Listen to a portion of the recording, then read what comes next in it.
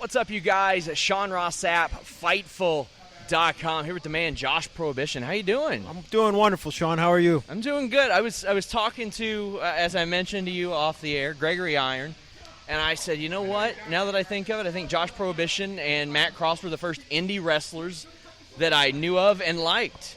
And wow. I mean, thank you. You know where that came from. I mean, you know that you're associated pretty directly with the backyard wrestling game. Yeah, it for a long time there was basically part of my identity when it came to wrestling, and in some ways I think it was a little bit of a detriment to us that we had to, in some ways, work harder than other guys and also try to prove ourselves to be true professionals, because that stigma stuck for a while, especially with some of the veteran guys that were really angry about the backyard wrestling craze. But for young kids that didn't even know that there was a wrestling school within hundreds of miles, it's like, what else do you do when you love pro wrestling besides go in your backyard and wrestle? And I always said it to the veteran guys that would be angry about the fact that we had backyard wrestled.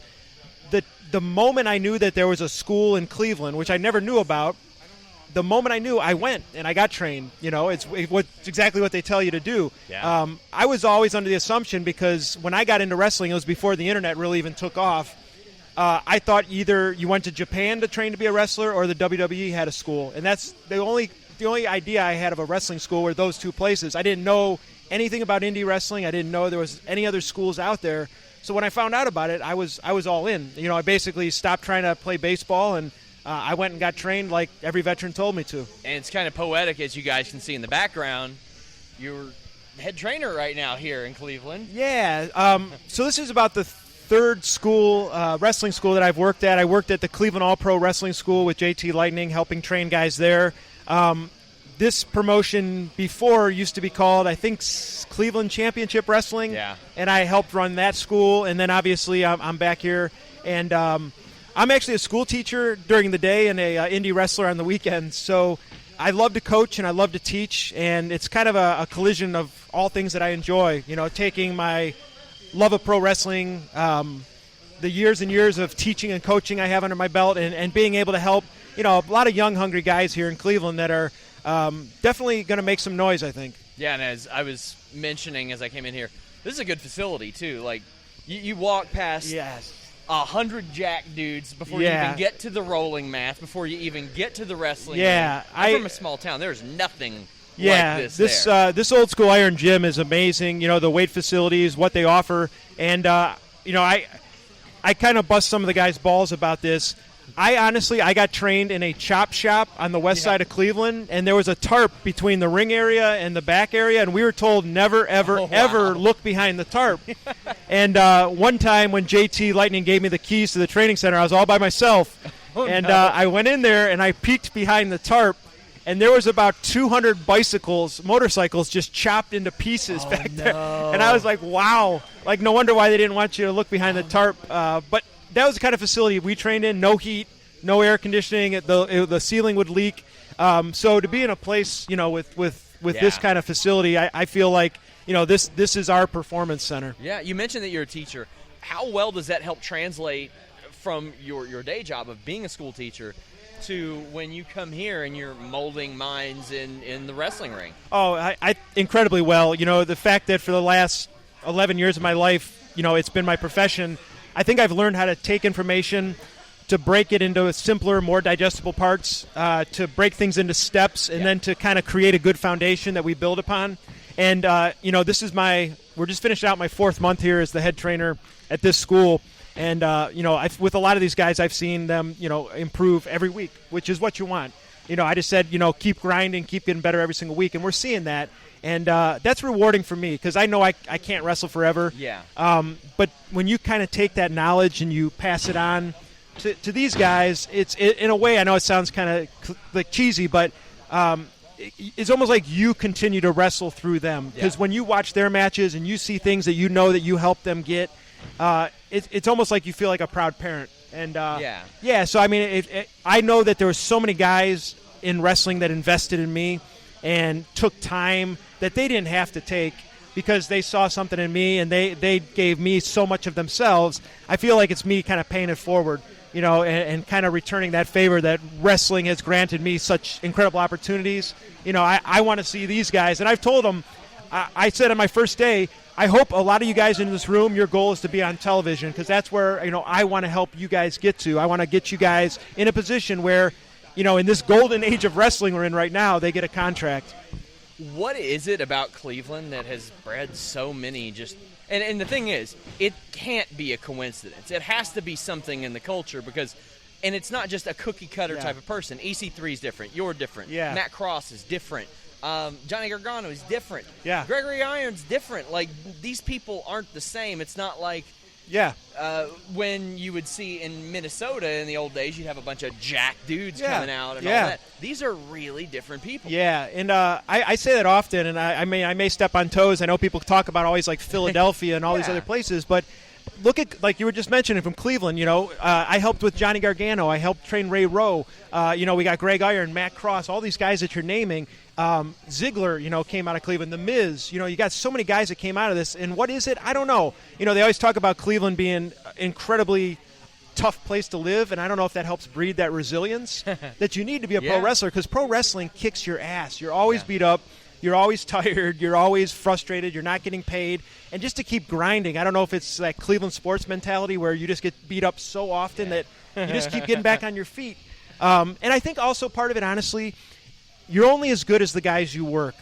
And I think in Cleveland, back in late 1990s and early 2000s, we had a really good group of guys that were in our chop shop grinding. And I feel like we got really good at what we did. And then the next generation came up and we worked with them. And then that generation worked with the next. And I think it's kind of that whole idea of passing it down and iron sharpening iron. You got guys that love wrestling, that are good at it, that are taking the time to help bring up the next generation below them and then below them. So I think you're going to kind of still see a steady stream out of Cleveland that's just quality wrestlers and just genuinely good human beings. I think you can really tell who has that type of talent in a given area when you see a place like AIW that's been so successful for so long. Yeah. Because quite frankly, there are tons of promotions in different areas in bigger cities that just come and go. Yeah, I agree. And I do think that's a testament to John Thorne, the owner of AIW. He has loved wrestling for as long as I know him. I met him when he was 15 years old, and he rented a ring, and we did a backyard show in some hall, and I knew that this was somebody that was a lifer. Sure. When you meet people like that aren't in it just because they wanted 5 minutes of fame or 15 minutes of fame, they do it because they love wrestling. And there has been some real tough times in AIW. Those first few years were very thin. And we just kept grinding, and it wasn't for glory. It wasn't for, internet pay-per-views or whatever. It's because we genuinely loved wrestling. And again, AIW is I feel like as soon as somebody gets a contract, the next guy steps up. We just keep pumping out new star. And, as it stands right now, it seems like almost everybody has a contract. So there's a lot of spots open, especially in AIW and these indies around here where – if guys want to kind of step up to the plate, the opportunities are there to become, top-tier indie guys now. And people want to work in AIW. That's a thing. Like, there's always the meme, the Joe Kim Noah meme. Nobody wants to go to Cleveland. People want to go to Cleveland to wrestle. Yeah, and at this point, we got an incredible venue. It's called the Odeon down in the Flats in Cleveland. We're drawing 500 strong a show. And here's the nice thing about AIW. It's honestly a party, Yeah. We have fun at the shows. We have fun after the shows. We get together. I think it's a group of guys that genuinely like each other. Yeah. Even like the last show, after the AIW show, we all went to our after party bar, Good Company. Mm-hmm. We were doing karaoke, laughing our butts off, and it was just, it's kind of got that dysfunctional family atmosphere where the guys genuinely like each other. We get along. We like each other's company. We like working hard, and we love, the product that we're putting out. And obviously, we've created. John Thorne uses the word a lot, an experience. Our shows are more than just a wrestling show. It is an experience. It's wild. It's fun. And I think Cleveland now has bought in, and now we have that steady fan base that's there every single month. So. You've been involved in wrestling for 20 years now? I had my 20-year anniversary last April. I faced M-Dogg 20, who was my very first match. 20 years later, we did it in April, and it went really, really well. I was so happy. I really put that on the calendar, and I said I want to be in the best shape I could possibly be in for that match. Sure. And I usually don't like most of my matches, but I felt like him and we tore the house down that night, and it was just such a personally satisfying thing to know, hey, listen, 20 years ago I was a dumb kid. Now I'm a father of 2, married, a school teacher, and I'm still doing something I love, and I'm still doing it at a level that I feel like I accept the level I still do it at. And the day that I feel like I'm a joke in the ring, I'm done. And I still feel like I can hold my own, which is wonderful, and I'll ride it till the wheels come off. There's a lot of coming full circle throughout your career, from starting out in the backyard wrestling thing to becoming a coach to Matt Cross being there through so much. And quite frankly, you two were the guys that made me look and say, whoa, there are good wrestlers outside of WWE, because like you, I didn't know how people got trained really until I saw Tough Enough, and there were a couple people on there that had been to a wrestling school, and I'm like, wait, they can go to a wrestling school? Yeah. So the fact that you all are still wrestling, and I know that you have pretty consistently throughout that period as well. Yeah. I mean, that association is always there. Is that something that you like? Yeah. I said this in a promo, but a lot of my promos are very real. I just turn the volume up. Wrestling's always been the constant in my life. Yeah. And I've been through some wild times and horrific tragedies and through relationships and every kind of bump in the road, but like wrestling has been the constant. It's the thing that I've always been able to go back to, a thing I've loved since I was 4 years old. So in a lot of ways it brings me a lot of comfort to know that guys that I've kind of come up the road with are still out there grinding, and I don't travel as much as I used to. I kind of pick and choose my spots now. I go to towns I like, or where I have friends, or where I know I'm going to wrestle somebody that's really incredible. Sure. But yeah, it's just so nice to still have that as a part of my life and a part of my identity. And even when my knee finally gives out and I have to get out of this, I'm always going to be involved, either in this capacity as a manager, as an announcer, or just a guy backstage helping out. Because like I was saying, I'm a lifer, and I have that addiction that you can't get rid of. Have there been any points throughout that 20 years where you're like, you know what, I'm done? So, funny, not really funny. When I got my job as a school teacher 11 years ago, I had informed my principal and my superintendent, hey, listen, I'm a pro wrestler on the weekends, and they thought it was really cool. They were like, hey, use that to connect to your students. You might be able to get students that traditionally other teachers wouldn't be able to reach. And so I get the job, I get hired, it's the summertime, so I'm about a month away from starting my first day of school, and I get a call from the principal that says, hey, you need to come in, we need to have a conversation. So I kind of was a little bit concerned with his tone and his voice, so I drive all the way to the school, I sit down with the principal and the superintendent, and they said that a lot of the teachers at the school had Googled me, and they were very concerned about the influence that I was going to have on the kids. You're in that insane clown posse gang, aren't you? Yeah. And so at that point, they said to me, you have a choice. Either you can stop wrestling or you can keep your job. And at that point, I had about $60,000 worth of student loan, so I said, I guess I'm going to stop wrestling. And I was kicking around the idea of becoming a masked wrestler and not telling anybody who I was and continuing to do it. But I stopped for a good year or so. And what ended up happening was kind of cool. I had 1 year of teaching under my belt. I did a really good job, good relationship with the kid. The baseball team was doing really well that I was coaching. And there was a TV show, it used to be called Pro Wrestling Ohio. It used to show on a Cleveland station called Sports Time Ohio. And they were running reruns like from 2 or 3 years ago, and I was on one of the reruns. And I walked into school on a Monday morning because it played on Sunday night, and I see my principal down the hallway, and he practically came jogging at me, and I was like, why is he jogging at me? And he was, as he was getting closer, I could see he was really excited and laughing. Yeah. He's like, Josh, last night I was watching Sports Time Ohio, and you were holding up a championship belt. It was the coolest thing I've ever seen, And I was like, well, can I talk to you about that? Because, a year ago you guys said I had to stop. Yeah. And he's like, oh, no, you're good now. We all know you. He's like, some of the teachers, and here's exactly where it got a little creepy. He's like, some of the teachers thought you might be some kind of masochist. And he used the word masochist, and I was like, they thought I was a masochist, and because I was a pro wrestler. But anyway, once I kind of demonstrated that I was a sane individual and not a masochist, they were okay with me wrestling again. And actually, my first match back, I came to AIW, and ran an angle with Greg Iron. Oh, nice. But yeah, again, that year off, that was hard for me. When I got back in, it was, you felt like part of you came back to life that had, essentially kind of died for a moment. Yeah, I had mentioned earlier and asked you, did teaching help you as a wrestling teacher, as a wrestling coach? Did pro wrestling and connecting with a crowd help you connect with sort of the audience that you're working with as a teacher? 100%. I say to potential teachers, obviously you can't instruct all of them to become professional wrestlers, but I tell them to take an acting class, as a teacher, because there's so many times I have to stand in front of a group of kids and talk about something that I don't give a crap about, but I have to make it sound interesting, and I have to be charismatic, and I have to be enthusiastic about topics that I don't even like. Yeah.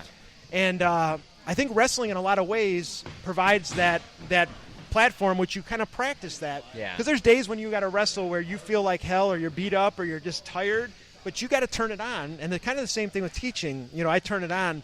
And I've actually cut a few really epic promos on kids that misbehaved. And I flip that switch, and I get into Josh Prohibition character. And I've scared some kids pretty good. But the nice thing is my first few years, I had a few epic blow-ups in the classroom. Yeah. And then since then, my reputation has preceded me. And all of my students are angels now because I think they heard stories, and they've probably been exaggerated of me, like going into wrestler mode, and throwing handouts all over the room and yelling Amazing. and, putting on a show. But yeah, there were times where I was like, you know what, today I'm going to have an epic blow-up just because the kids are starting to kind of get out of line more and more and more. And it's kind of planned, and it's like I plan my promo ahead of time. Like, okay, who am I going to blow up on? Yeah. What am I going to say? And what's going to be the last go-home line? To really seal the deal when I'm yelling at this kid, what am I going to give You got to sell the upcoming test for the rest of the people. You're not going to a pay-per-view. You're going to the quiz. And I think it helps as a parent, too, because there's times I cut promo with my two girls when they're getting out of line, and it's the same thing. Like, there's times where you got to show a little, anger to kind of get them to pay attention. And yeah. You want to cut a promo on Kevin Gill? I told him I was going to have you bury him. I don't know what you could bury him I was about, going to say it's going to be hard. He's a nice dude. Yeah, I mean, I've had some great times with Kevin. Him and I got to go to Japan to promote that Backyard Wrestling video game together. I remember, one of the best memories with Kevin Gill, we were in Japan, and the company that brought us over, IDOS, was paying for everything. So it's good because Japan is an expensive city. And we go into a karaoke bar. And next thing I know, it's us, probably 10 Japanese businessmen, all these girls that were wearing prom dresses for some reason, and we were singing Beastie Boys' "Fight for Your Right to Party." Nice. And it was him and I trading off on the microphone, and we just had some incredible times over there. So I even if I want to, I don't even know if I can fake anger at Kevin Gill. I was told maybe there was an interesting process in filming or photographing the cover of that game. So the cover, if anybody has seen it, is me laying on a table, and I had a lot more hair then, and I'm kind of prone, and Matt is coming off of a roof on top of me through a folding table.